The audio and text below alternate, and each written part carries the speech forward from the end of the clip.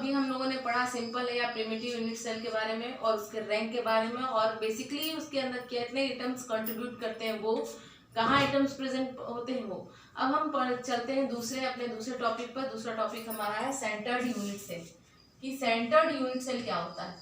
Centred unit cell, जिसे आप केंद्रीय यूनिट सेल भी कहते हैं, हिंदी में हम लोगों ने इसका नाम रखा है केंद्रीय यूनिट सेल।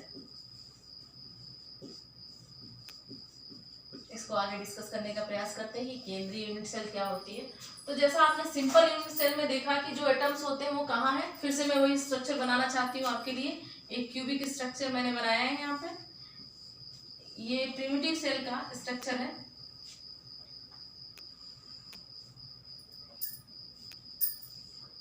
ये देखिए आप, ये प्रिमिटिव सेल का 3 डायमेंशनल स्ट्रक्चर है, जिसमें से कॉन्स्टिट्यूएंट पार्टिकल्स कहाँ हैं, आइटम्स हो या मॉलिक्यूल्स है, इसके कॉन्स्टिट्यूएंट पार्टिकल्स हमको कहाँ दिखाई दे रहे हैं, कोनों पर या कॉर्नर्स पे दिखाई दे रहे हैं।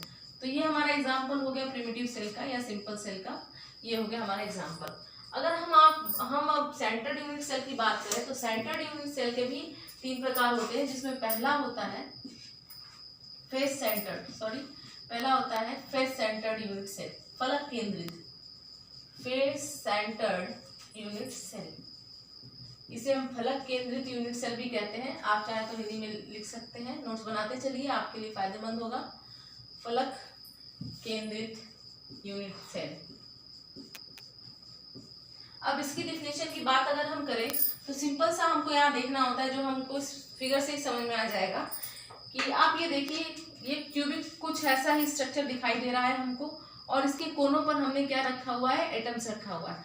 अब आप इस क्यूब के फेसेस को डिसाइड करिए कि फेसेस कितने हैं। तो अगर हम देखें तो इस क्यूब के 1, 2, फिर इस तरफ 3, इस तरफ 4, 5 और ये हमारा छठा, मतलब 2 फेसेस ऊपर की तरफ, 2 फेसेस दाएं की तरफ और 2 फेसेस इस साइड में, कुल मिला के 6 फेसेस हमारे हैं। तो यहाँ पर क्या होगा, फेस सेंटर्ड यूनिट सेल में एटम्स कॉर्नर पर तो होते ही हैं जैसे प्रिमिटिव सेल्स में, साथ ही साथ ये इसके फेसेस पे भी उपस्थित होते हैं। जैसे एक इस फेस पे, एक इस फेस पे, एक यहाँ, एक आगे की तरफ और एक इसके पीछे की तरफ। तो कुल मिलाकर कुल कितने फेसेस हैं हमारे, 6 फेसेस हैं, और 6 फेसेस पे एटम्स की संख्या कितनी है, 6 है। तो इसका जब हम लिख सकते हैं कि एटम्स आर, सॉरी बच्चों इसको आप लिखिए कि अगर हमको इसकी डिफिनीशन लिखनी है तो हम क्या लिख सकते हैं कि फेस सेंटर्ड यूनिट सेल में जो अवयवी भाग होते हैं, अवयवी तत्व होते हैं, अवयवी कॉन्स्टिट्यूएंट पार्टिकल होते हैं, वो कोनों के साथ साथ 3 डायमेंशनल स्ट्रक्चर्स के हर फेस पर भी क्या होते हैं, उपस्थित होते हैं। यानी एटम्स आर प्रेजेंट या सिचुएटेड, हम लिख सकते हैं present at corners of unit cell as well as, बहुत सिंपल सी इंग्लिश है, प्रॉब्लम नहीं होनी चाहिए, as well as the faces of unit cell. यानी कि ऐसा यूनिट सेल जिसमें जो एटम्स हैं या मॉलिक्यूल्स हैं या आयंस हैं, वो कोनों में उपस्थित होने के साथ साथ कहाँ उपस्थित है, उस 3 डायमेंशनल स्ट्रक्चर के फेसेस पर भी उपस्थित है। और आप यहाँ देखिए, यहाँ 3 डायमेंशनल स्ट्रक्चर जो हमारा क्रिस्टल है, इसके 6 फेसेस हैं, तो हमारे एटम्स कहाँ होंगे, 6 फेसेस पर क्या होंगे, उपस्थित होंगे।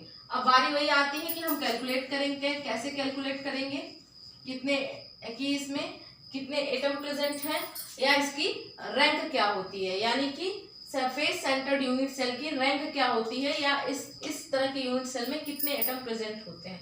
तो बच्चों जैसा कि मैंने आपको प्रिमिटिव में बताया कि प्रत्येक के एटम का जो कंट्रीब्यूशन होगा 3 डायमेंशनल स्ट्रक्चर में, वो क्या होगा, 1/8 होगा। तो सिंपल सा आप लिख सकते हैं, कॉर्नर पे जो एटम हमारे प्रेजेंट थे उनका कंट्रीब्यूशन कितना है, कंट्रीब्यूशन ऑफ कॉर्नर्स कितना होगा हमारा, 1/8 × 8 = 1। और जो हमारे फेसेस पे जो एटम्स हैं, वो हर फेस पे एक एटम है। तो जब हम फेस की बात करेंगे तो आधा, अगर हम किसी बॉल को इस फेस के अंदर घुसाने का प्रयास करें तो वो बॉल आधे ही घुसेगी, पूरी अंदर की तरफ नहीं जाएगी। तो इसका जो कंट्रीब्यूशन होगा इस फेस के अंदर कितना होगा, हाफ होगा।